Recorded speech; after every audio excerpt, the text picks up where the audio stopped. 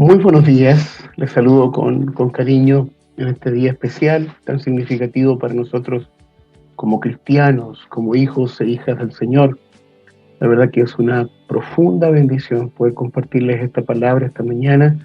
El tiempo con Dios de hoy es una palabra que en lo personal amo profundamente, una palabra que me ha bendecido, que nos ha hecho reflexionar en este precioso sentido que tiene la Semana Santa. Y yo quiero invitarle a que si puede abrir su Biblia conmigo o quienes tengan el material Tiempo con Dios también. Hoy día le voy a dar lectura de acuerdo a lo que dice el QT Life, que es el Tiempo con Dios para los adolescentes y los jóvenes, en una versión un poco más actualizada.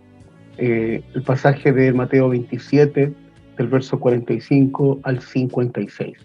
Mateo 27, del verso 45 al 56, dice así en el nombre del Señor. Dice: desde el mediodía hasta las 3 de la tarde, el cielo se puso oscuro. A esa hora Jesús gritó con mucha fuerza: Elí, Elí, lama sabactani. Eso quiere decir: Dios mío, ¿por qué me has abandonado? Algunos de los que estaban allí lo oyeron y dijeron: está llamando al profeta Elías. Uno de ellos buscó enseguida una esponja, la empapó con vinagre, la ató en el extremo de un palo largo y se la acercó a Jesús para que la bebiera. Los demás que lo observaban le dijeron: déjalo, vamos a ver si Elías viene a salvarlo. Jesús lanzó otro fuerte grito y murió. En aquel momento la cortina del templo se partió en dos, de arriba a abajo. La tierra tembló y las rocas se partieron. Las tumbas se abrieron y muchos de los que confiaban en Dios y ya habían muerto volvieron a vivir. Después de que Jesús resucitó, esas personas entraron en Jerusalén y mucha gente las vio. El oficial romano y los soldados que vigilaban a Jesús sintieron el terremoto y vieron todo lo que pasaba. Y temblando de miedo dijeron: es verdad, este hombre era el Hijo de Dios. Allí había mucha gente que miraban desde lejos, y las mujeres habían seguido a Jesús y ayudado a Jesús durante su viaje desde Galilea. Entre esas mujeres estaba María Magdalena, María la madre de Santiago y de José, y la esposa de Zebedeo. La verdad que este es un pasaje que impacta nuestro corazón. Es el momento exacto en el que el Señor deja de vivir, en nuestra vida humana, por supuesto. Él muere después de una larga agonía. Solo para recordar rápidamente, sabemos que el proceso de la pasión y la crucifixión del Señor comienza el día jueves por la noche, después de haber cenado con sus discípulos, haber lavado sus pies y habernos enseñado el principio de la humildad, de la sencillez, y haber establecido también el sacramento de la Santa Comunión en la cena. Luego Jesús va a orar en el huerto de Getsemaní, donde vive ese proceso también tan doloroso de la hematidrosis, cuando su sudor se convierte en grandes gotas de sangre, producto de su dolor, de su angustia, y, y vemos que ángeles del cielo vienen para fortalecerlo. Pero después es tomado prisionero, y se inicia todo este juicio injusto, donde no se le respeta ninguno de sus derechos humanos, sino que es maltratado, es flagelado, es menospreciado. Y Poncio Pilato, siendo el procurador romano, si bien quería soltarlo, finalmente se lava sus manos y es condenado a la cruz. Esa agonía dolorosa, que muchas veces la gente solo se emociona y lamenta la experiencia, para nosotros tiene un profundo significado, porque eso es la manifestación de su amor. Aún la corona de espinas, que como una forma de burla los soldados romanos ponen sobre sus sienes, también tiene un significado espiritual, porque las sienes de Jesús fue llevada a la miseria, la pobreza. Recuerde que cuando el hombre pecó, la maldición sobre la tierra fue que habría de producir cardos y espinas. Y esa maldición económica que había sobre la tierra, esa falta de provisión que había sobre la tierra, Jesucristo la llevó sobre sus sienes. Las espinas tienen ese significado. Pero llega el momento de la crucifixión, llega el momento cúlmine de todo este proceso. la razón propia de la venida de Jesús al mundo.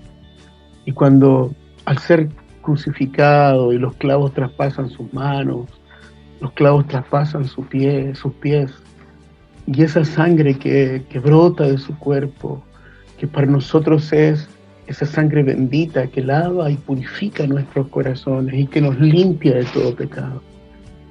Llega el momento en que vive el proceso, yo me atrevería a decir, en lo personal, el momento más doloroso. Muchos hablan una tremenda verdad, que es que Dios es amor, que el Padre es amor. Pero a veces muchos también se olvidan de que el Padre es justo, de que nuestro Dios es justo. Y dice la Biblia que sobre el cuerpo de Jesucristo fueron puestos todos nuestros pecados. Él llevó sobre su cuerpo el pecado de toda la humanidad. El apóstol Pablo confirma eso diciendo que Él se hizo pecado, Él cargó la maldición del pecado, de la maldad del ser humano sobre su cuerpo. Y el Padre, que había mirado todo el proceso, que había estado acompañando a Jesús durante todo el proceso de sufrimiento, el Padre es santo. Dios no puede ver el pecado. Y en esa santidad, el Padre quitó la mirada de Jesús, quitó la mirada de su Hijo. Y Jesús siente ese abandono. ¿Sabe? No puede dejar de impactarme que en el momento más duro, en el momento más difícil, el Padre tuvo que quitar la mirada de Jesús porque sobre él había pecado. Y en su santidad y en su justicia, el Padre quita la mirada del Señor. Y Jesús lo siente, lo percibe y grita a gran voz: Elí, Elí, lama sabactani. Padre, ¿por qué me has desamparado? Y después de otro grito de dolor, dice que Él entregó su espíritu y murió. La muerte de Jesús físicamente se produce por asfixia, porque al estar colgado no podía levantar su diafragma y llenar sus pulmones de aire, y al final fallece. Y dice que su muerte, ahí dice el evangelista Mateo, su muerte produjo eventos sobrenaturales, un terremoto, el templo, el velo que separaba el lugar santo del lugar santísimo se rajó por la mitad, y eso significa que hoy día nosotros tenemos acceso libre ante la presencia de Dios por la muerte de Jesucristo. Dice que la tierra tembló, el día se oscureció, siendo las 3 de la tarde, el día se oscureció por completo, y dice que muchos de los que habían muerto se levantaron. Y eso, todo el mundo fue testigo de eso, de tal manera que los que incluso no habían creído en ese momento tuvieron que reconocer que Jesucristo era el Hijo de Dios. Eventos sobrenaturales. La verdad que cuando nos suceden cosas malas, realmente podemos sentir que estamos abandonados por Dios. Jesús sintió ese rechazo, tal vez ese abandono sobre su... ¿Por qué? Porque sobre su cuerpo Él estaba recibiendo el pecado de toda la humanidad. Él se hizo maldito, Él se hizo maldición por nosotros. Jesús cita esas palabras, clamando a gran voz. Y nosotros podemos entonces reconocer que su sacrificio en la cruz fue real, fue completamente verdadero. Y que en ese dolor Él también clamó. Por lo tanto, Él puede entenderte cuando te sientes solo, cuando te sientes abandonado, cuando a lo mejor percibes que nadie te puede comprender. Hay uno que sí te está entendiendo. Eso se llama Jesucristo el Señor, porque Él también vivió esa experiencia del abandono. Y Él puede compadecerse de tu realidad y de mi realidad. Así que hoy no te sientas solo, no te sientas abandonado, porque Jesucristo está con sus brazos extendidos sobre ti, para alentarte, para motivarte, decirte: no temas, porque yo estoy contigo. Padre, gracias por tu amor. Bendito Jesús, gracias por dar tu vida y sufrir por nuestra salvación y por nuestra vida eterna. Espíritu Santo, gracias por revelarnos a Jesucristo como nuestro Señor y Salvador, y hoy día ser tú nuestro compañero fiel. Te amamos, Dios, te amamos. Te amamos, Padre, te amamos, Hijo, te amamos, Espíritu Santo, y que estos días de reflexión sean verdaderamente una oportunidad preciosa de fortalecer nuestra comunión contigo. Te bendecimos en esta mañana y damos gloria a tu nombre.